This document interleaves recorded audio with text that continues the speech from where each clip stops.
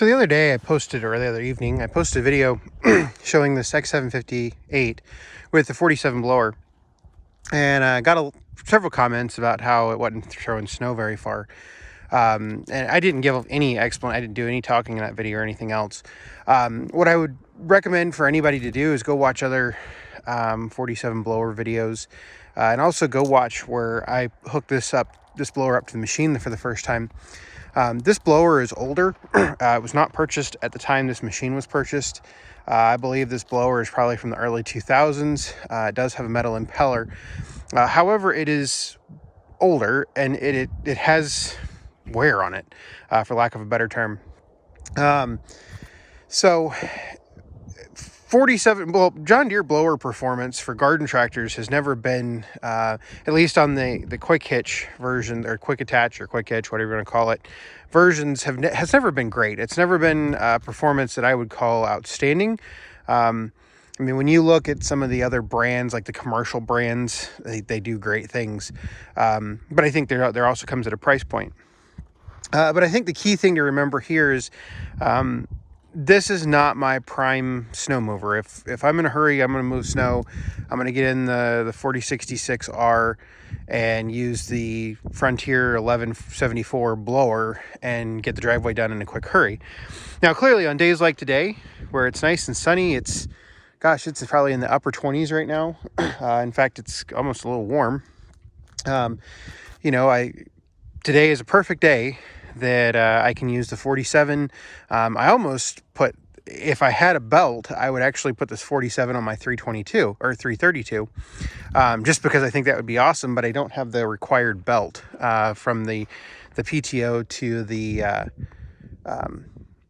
pulley for the drive shaft to connect to the 47 quick attach. I have everything else. I have the pulley for the front now.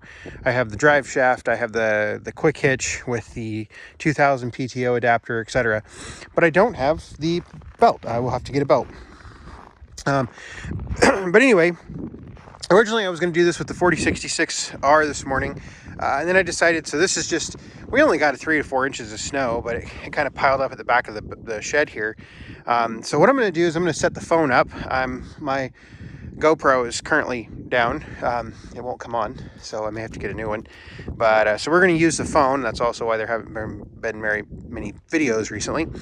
I'm just going to set my phone up, and we're just going to kind of move the snow here in front of the shed.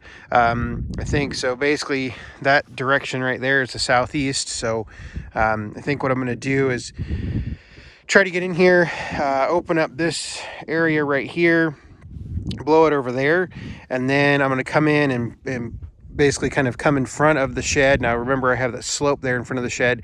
I'll come in front of the shed and blow it out this way, and then I'll blow it that way. So it'll require me to move it a couple times, but there's enough crap over there on that side of the driveway, or the concrete pad, that it's really hard for me to blow it over it without the 1174 blower on the 4066. But that's what we're going to do, so let me get busy.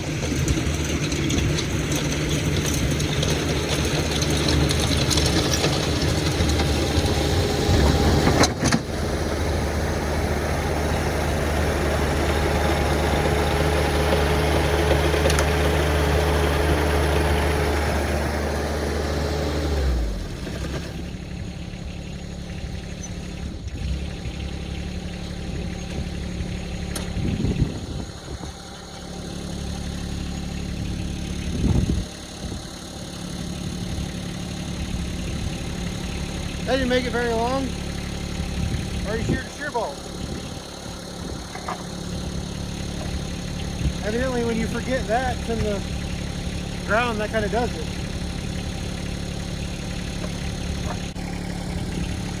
All right, back in action.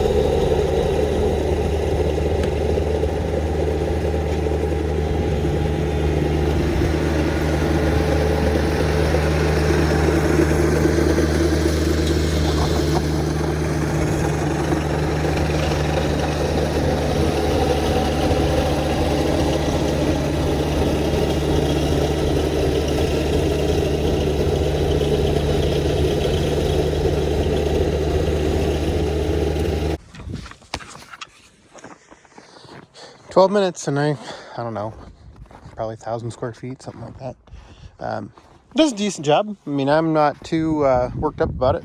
I think basically for a free blower, it's not bad, because I bought, so if you haven't watched other videos, I bought this blower with a X585 package, and I've since sold the X585, and so I'm only about $300 or $400 into this blower total cost. So, you know, for what it's supposed to do, I think it's perfectly fine. I mostly wanted the 47 blower for up by the garage, up at the house, which is the video that I posted previously up there. So we have mostly a gravel driveway, but that's concrete, and then this out here is concrete. And I just really don't like ice forming on concrete. So if I can, have a blower that is dedicated to getting down to the concrete for a little heavier snows, I would argue that probably with this snow, I probably should have just bladed it off. But I don't have a blade hooked up to a machine right now. So, but you can kind of see some of the wear on this thing. How much snow is getting packed up in the blower and stuff. And then the gap, I don't know if it's... So, I mean, you can see the gap down in there between the impeller and the housing. I could take care of a lot of that with some rubber, basically put some rubber flaps on there. The only problem is you have to take the entire thing apart to do that. And, I've got 8.5 million other projects to do. And for what it is, it'll work just fine for this winter. And maybe sometime in the future, I'll do that.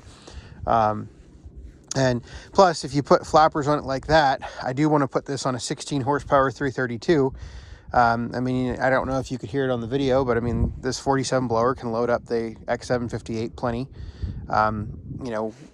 So it's one of those deals that I'm not too worried about it.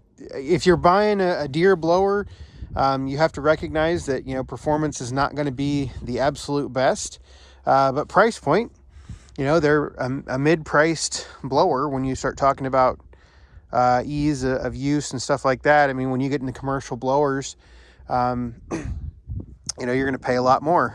But I'll give you a perfect example. So I've been looking, when I was shopping for my 1147 blower on the 4066, there's also 1274. The 1174, which will go in the shed here.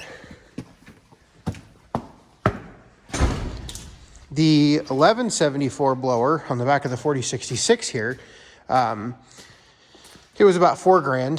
The 1266 at the time was somewhere around $6,000. And basically, this one weighs 700 pounds, somewhere around 700 pounds. The 1274 basically is thicker metal. It's got a couple other standard features that you don't get on the 1174 that you have to add on, like the hydraulic chute, stuff like that.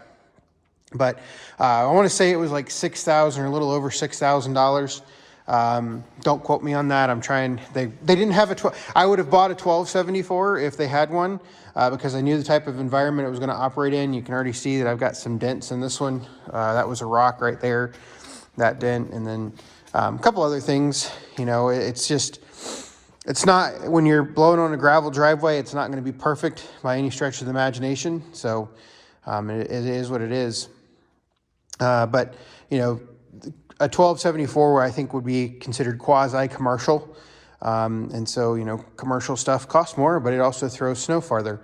Now, this 1174 will throw snow plenty far. I'm sure it'll throw it well over 75 feet. I've actually never measured it.